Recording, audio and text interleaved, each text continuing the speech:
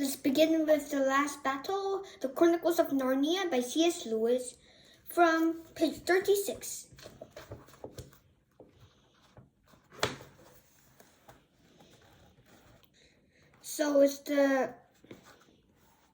Let's just start from 36. Let's hurry up and get this job of carting timber over as quickly as we can, and then we'll be free again. Well, you can get that idea out of your hands at once. And not only the horses either. Everybody who can work is going to be made to work in future. Aslan has it all settled with the King of Colorman, the Tisroc. As our faced friends, the Colormans called him, "Oh, you horses and bulls and donkeys are to be sent down into Colorman to walk for your living, pulling and carrying the away horses and such like do in other countries. And oh, you digging animals like moles and rabbits and dwarfs are going down to walk in the Tisroc mines. And no, howled the beast. It can't be true. Aslan would never sell us into slavery to the King of Colorman." "None of that. Hold your nose," said the ape with a snarl. "Who said anything about slavery? You won't be slaves. You will be paid very good wages too. That is to say, your pay will be paid. Everybody is into Aslan's treasury, and he will use it all for everybody's good." Then he glanced and almost winked the chief of Colorman. The Colorman bowed and replied in the pompous Colorman way, "Most beyond mouthpiece of Aslan, the Tisroc may he live forever is fully of one mind within your doctrine in this short extra time." "There, you see," said the ape. "It's all right. And all for your own good. We will be able, with the money you earn, to make Narnia a country worth living in.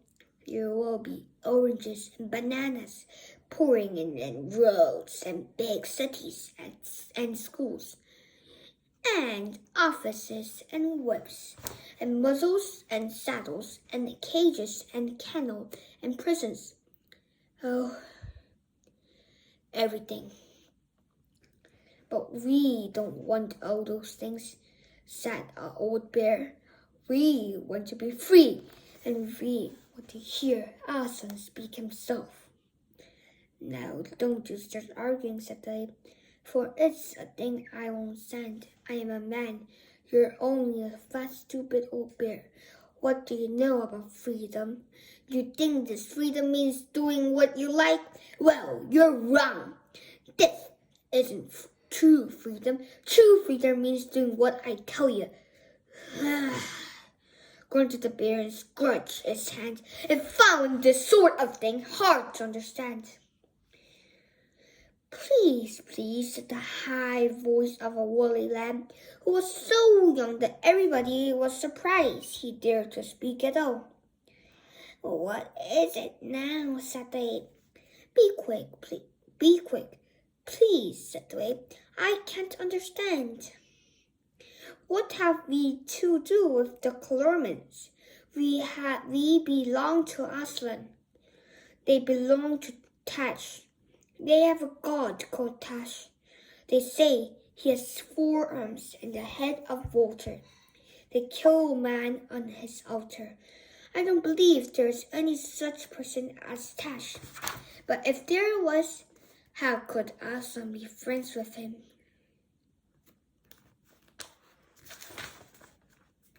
All the animals cocked their heads sideways, and all their bright eyes flashed towards the ape. They knew it was the best question anyone had asked it. The ape jumped up and spat at the ape. Baby, he is silly little bleater. Go home to your mother and drink milk. What do you understand of such things? But the others listen.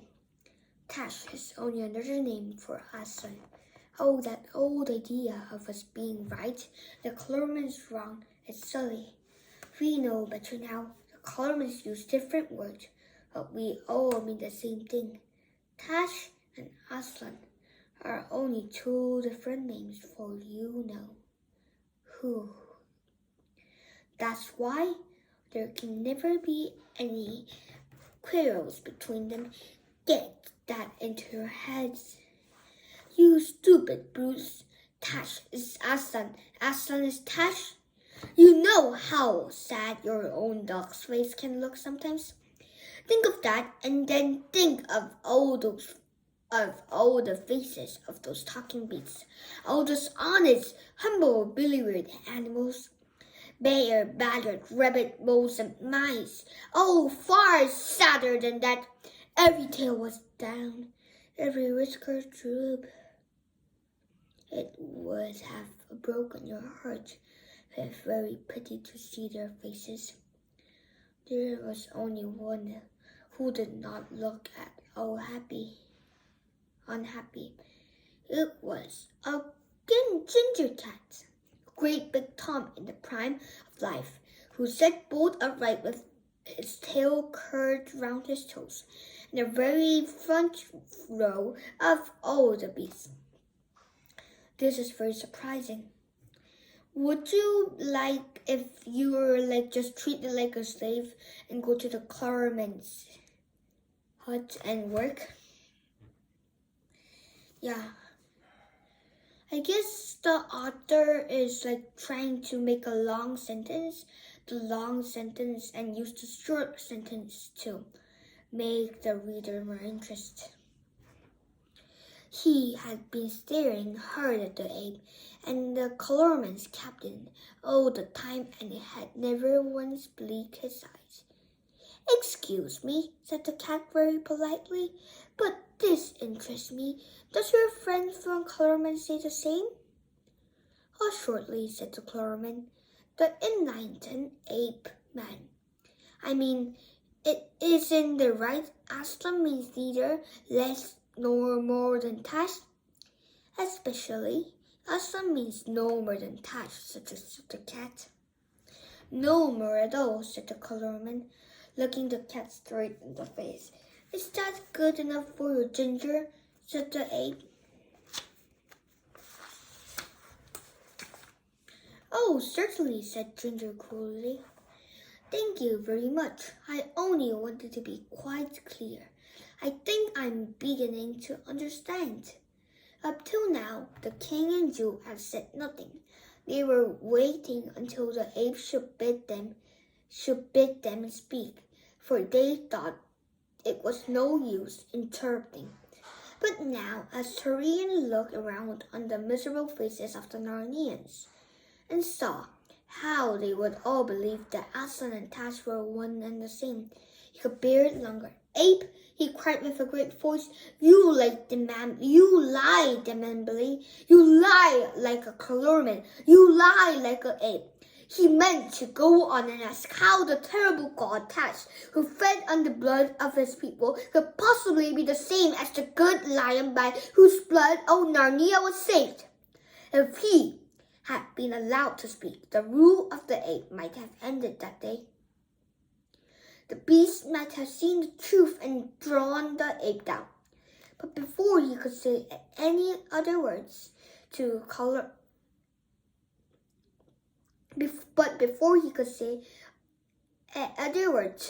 struck him in the mouth with all their force, and a third from behind kicked his feet from under him. And as he fell, the ape squealed in rage and terror. "Take him away! Take him away!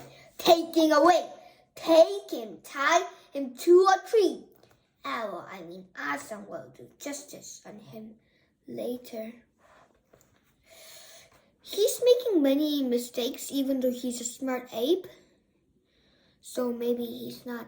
Oh, we just finished chapter 3. So So let's see again at chapter 4.